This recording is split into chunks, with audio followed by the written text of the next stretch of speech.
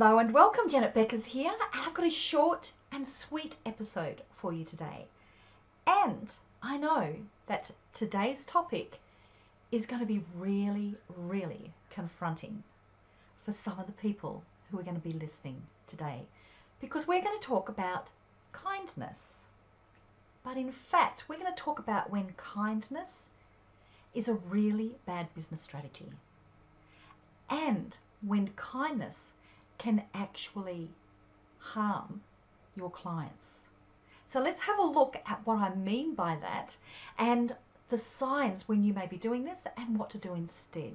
Okay, now this might sound really unexpected coming from me, or in fact from anybody, to say kindness is not a good thing, because honestly, kindness and love are actually enshrined in our approach of what we do in business.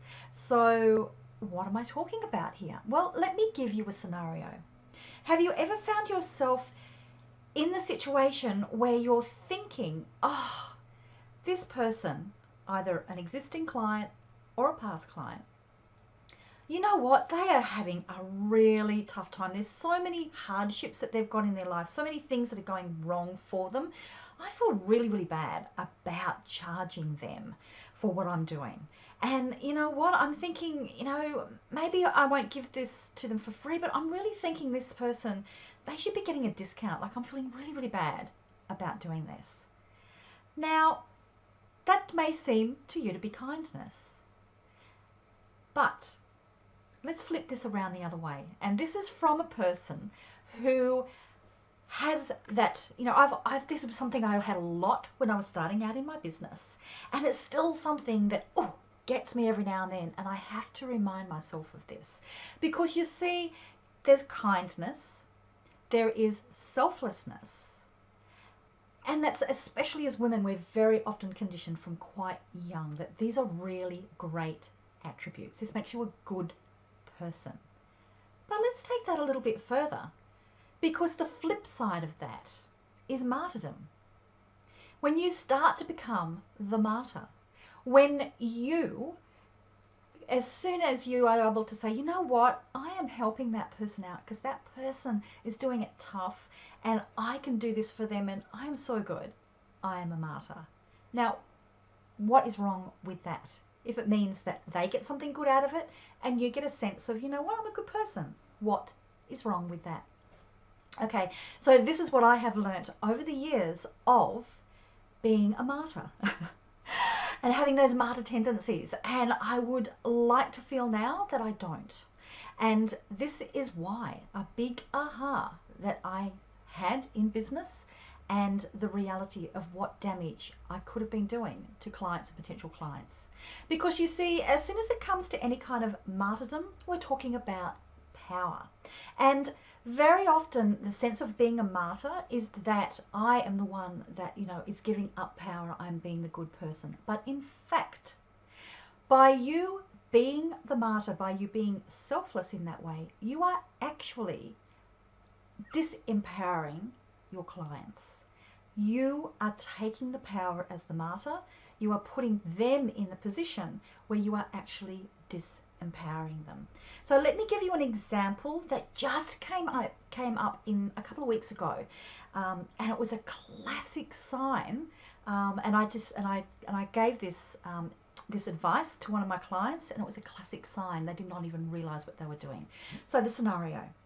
We're on one of our VIP huddles every single week, my Attract Your Tribe Accelerator clients. Every single week we get on a video huddle, and it's hot seating. They've got me and they've got these other wonderfully clever people who are in business helping them. And we brainstorm issues that are happening in their business. Now, one of the ones is one of our clients, an incredibly beautiful, kind woman, said that, I feel really, really bad because I've got this client or potential client, and you know what, she's just been diagnosed with cancer. I feel so bad for her. I really feel bad about charging her, and I'm thinking that I should try to make her life easier by giving her a discount. Now that sounds like that sounds kind, isn't it? But here's the interesting thing, is when I pointed out that was actually going to be disempowering this woman who as soon as she's starting to have to go into the medical system, where she is going to be giving up her power so much to everybody else. She's giving up the power over her body, very often over decisions that are happening in her life, because, you know, this is the right way to do things. You know, she's so many things that she's getting, that it's power being removed by you even just assuming that she can't pay you, is going to be removing another part of power from her. Now, interestingly, we had a few people who were on our call who are all survivors of breast cancer. And when I said this, because it's a bit controversial to say, look, hang on, actually, you know, you think you're being kind, you're actually disempowering, it was really interesting, because each person had said, you know what, that is so true. Everybody saw me as a victim, and I did not want to be seen as a victim. So this is an example, an extreme example of somebody who's had something like cancer.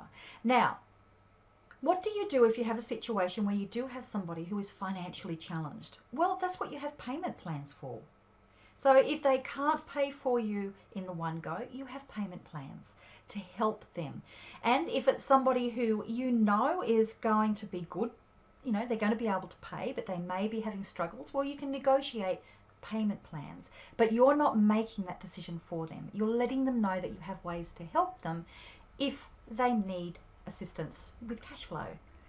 Now, the other side of that is, just because somebody hasn't told you about something else that's happening in their life, why can you assume that there is nothing else happening in somebody else's life, and you're not even taking into consideration that they may be having hardship?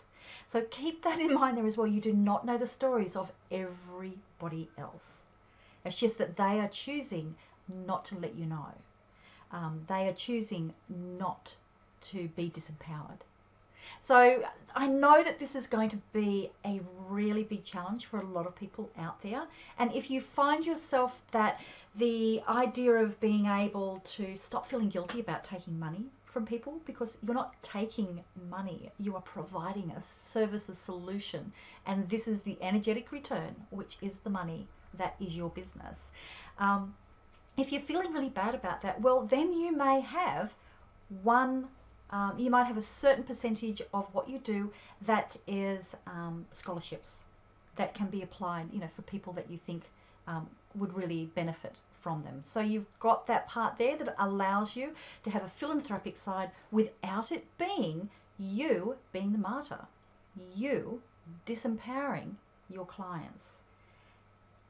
I'm really curious to hear from you. Have you listened to this and you've just thought, how insensitive? What on earth are you talking about? I'd like to hear from you.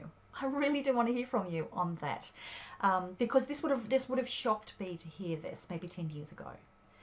If you're listening to this and you're thinking from either side, one side which is where you are the person who has been tempted from a sense of being the good person to help other people and be selfless, does this help you? And also from the other side, if you've been the person that has been having a difficult situation and you found that somebody was offering you extra support when you didn't even ask for it, how did that make you feel? Loved? Or did it make you feel disempowered? I'd really love to hear from you. Okay, so go forth, treat the world with kindness, but don't disempower them. Okay, bye.